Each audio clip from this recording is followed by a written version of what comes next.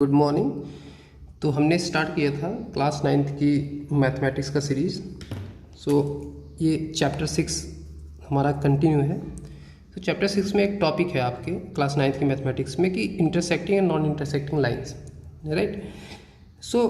हम सबसे पहले देखेंगे कि intersecting and then non intersecting. Non intersecting को हम ये भी बोलते हैं कि पैरेलल, राइट। आप ढेर सारे क्वेश्चंस में ये देखेंगे कि पैरेलल लाइंस आपको दिए रहेंगी और उसमें आपको ढेर सारे एंगल्स को फाइंड आउट करना होगा और एक वो इम्पॉर्टेंट क्वेश्चन है। बट उसके लिए सबसे पहले हम समझते हैं कि इंटरसेक्टिंग लाइंस, राइट। यहाँ पे देखिए आपको दिया है लाइंस। लाइंस का सिंपल मीनिंग ये है कि एक लाइन नहीं हो सकती, एक लाइन आपस में सेल्फ को इंटरसेक्टिंग कभी नहीं करती। आप देखिए, समझिए, ये क्या है, ये है लाइन सेगमेंट, राइट। अगर हम यहाँ पे एक एरो मार्क बना दें तो ये होता है, दोनों साइड अगर हम एरो मार्क बनाएं तो ये होता है लाइन। अगर वन साइड एरो मार्क बनाते हैं तो होता है रेज, राइट। तो यहाँ पे इंटरसेक्टिंग लाइंस का मतलब ये है कि मोर देन वन लाइन, एक लाइन सेल्फ को इंटरसेक्टिंग कभी नहीं करेगी, एक लाइन सेल्फ के पैरेलल नहीं होगी, सेल्फ के नॉन इंटरसेक्टिंग नहीं होगी। तो कभी भी अगर आपको इंटरसेक्टिंग नॉन इंटरसेक्टिंग की बात की जाएगी तो there should be at least two line, right. एक लाइन अगर हम ये मान लें, इसको चलिए हम नाम दे देते हैं ए बी, ठीक है। एक सेकंड लाइन अगर हम कंसीडर कर लें, दिस वन, देखिए इसमें भी हमने एरो मार्क बना रखा है। तो एरो मार्क हमारा मस्ट है, क्योंकि इसका मतलब ये होता है कि this is continuous up to the infinite. मैंने आपको बताया है, प्रॉपर्टीज ऑफ लाइन आपको ऑलरेडी बताया जा चुका है। बोथ साइड ये इनफाइनाइट तक ये कंटिन्यूअस रहेगी। सिमिलरली हमारी ए बी जो लाइन है, ए बी भी हमारी जो लाइन है वो भी इनफाइनाइट तक कंटिन्यूअस रहेगी, कुछ इस तरह से, ठीक है। तो अभी आपने देख लिया कि यहाँ पे दो लाइन दी हुई हैं। अब इंटरसेक्टिंग क्या होती है? इंटरसेक्टिंग का मतलब ये है कि एक दूसरे से कट करना। सिंपल आप ये समझिए कि अगर दो लाइन एक दूसरे को कट करती हैं तो उसको बोलते हैं इंटरसेक्टिंग लाइन्स, ठीक है। अब हम ये देखें, जैसे इसको भी हम एक नाम दे देते हैं सी डी, ठीक है। अब आप इन दोनों लाइनों को देखिए कि एक दूसरे को कट कर रहे हैं या नहीं कर रहे हैं। अगर हम इसको एक्सपेंड करें, इसको हम यहाँ से एक्सटेंड करें कुछ इस तरह से, क्योंकि ये लाइन इन्फिनिटी तक है तो हम इसको इस तरह से एक्सटेंड कर सकते हैं, इधर भी हम इस तरह से एक्सटेंड कर सकते हैं, राइट। सिमिलरली हम इसको भी इधर एक्सटेंड कर सकते हैं, इधर भी हम एक्सटेंड कर सकते हैं, ठीक है। यहाँ पे हम एरो मार्क बना देते हैं, इसका मतलब ये आगे भी इनफाइनाइट तक चलेगी। यहाँ पे भी हम एरो मार्क बना देते हैं। अब आप देखिए, जो लाइन ए बी थी हमारी, ठीक है, ए बी लाइन जो ये हमारी ये थी, और सी डी एक दूसरे को कट कर रहे हैं या नहीं कर रहे हैं। तो हमने देखा कि इस पॉइंट पे, यहाँ पे एक दूसरे को कट कर रहे हैं। This point is called as intersecting point, intersecting, या फिर यू कैन से कि intersection point, right. Intersecting lines के लिए हम देखें, हमने क्या देखा कि दो लाइनें एक दूसरे को अगर कट कर रहे हैं तो उसे क्या बोलते हैं? Intersecting line. जैसे कि आपको अगर हम एक और एग्जांपल दे दें कि एक हमारे पास लाइन है कुछ ये एम एन, ठीक है, एम एन एक हमारे पास लाइन है।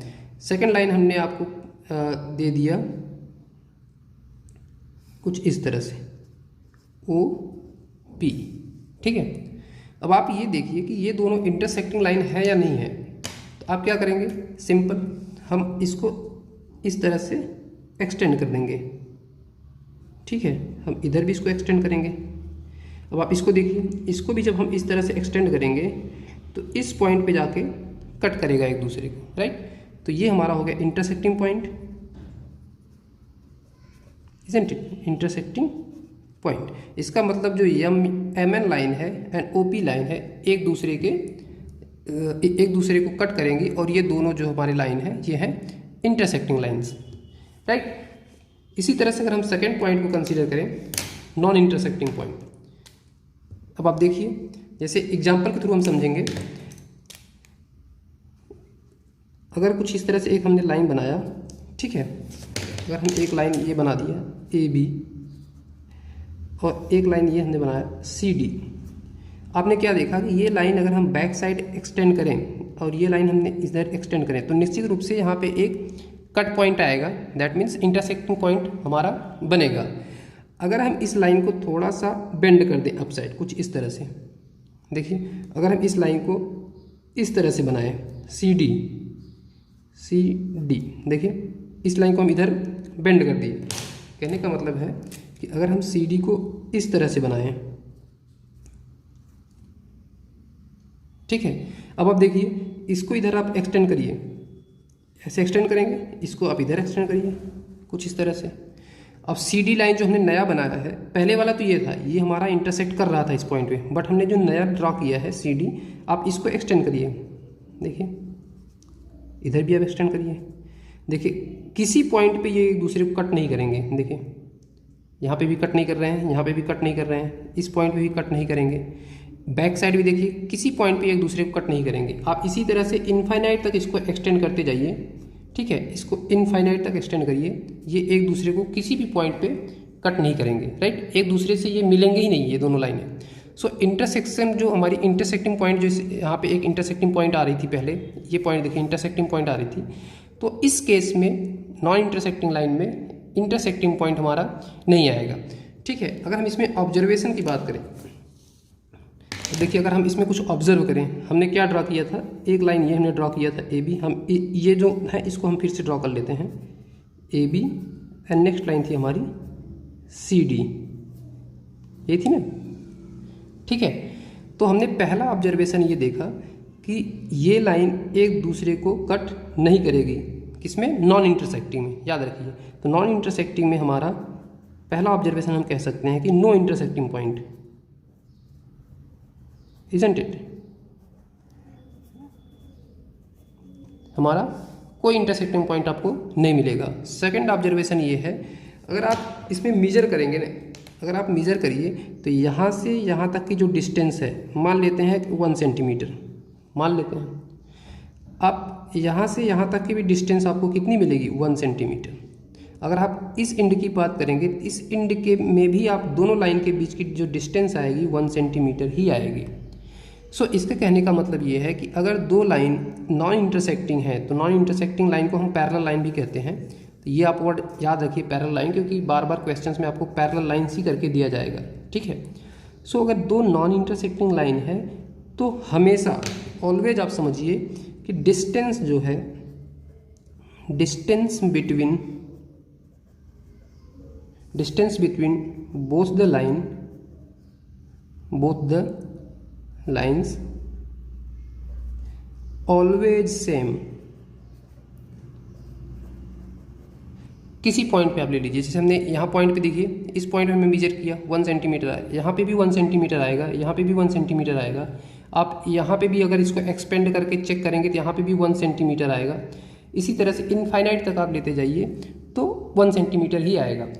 सो आपने बेसिकली क्या समझा कि इंटरसेक्टिंग लाइन्स होते हैं जो लाइनें एक दूसरे को कट करते हैं, और वहाँ पे हमें इंटरसेक्टिंग पॉइंट जो है वो हमें फाइंड होता है, राइट। आप जैसे इन दोनों एग्जाम्पल के केस में समझा है। सिमिलर केस में अगर हम देखें नॉन इंटरसेक्टिंग पॉइंट की बात करें, नॉन इंटरसेक्टिंग मतलब पैरेलल लाइन की बात करें, तो इसके केस में कोई दो लाइनें, ध्यान से समझ लीजिए कि कोई दो लाइन्स अगर हम एक्सपेंड कर रहे हैं दोनों साइड, या फिर ना एक्सपेंड नहीं कर रहे हैं, फिर भी ये दोनों लाइनें एक दूसरे से किसी भी पॉइंट में मीट नहीं करती, किसी भी पॉइंट पे कट नहीं करेंगी, जिससे हम ये कह सकते हैं कि इंटरसेक्टिंग पॉइंट हमारा इस केस में नहीं आएगा, ठीक है। तो दो ऑब्जर्वेशन हमने देख लिया कि कोई इंटरसेक्टिंग पॉइंट नहीं आएगा, पहला। दूसरा ये है कि distance between both the lines, देखिए इस पॉइंट पे आप डिस्टेंस देखिए कितना हमने देखा, 1 सेंटीमीटर, यहाँ पे भी 1 सेंटीमीटर, यहाँ पे भी 1 centimetre. So distance between both the lines will be always same, किसी भी पॉइंट पे ऑलवेज सेम होगा, राइट। Okay, thank you.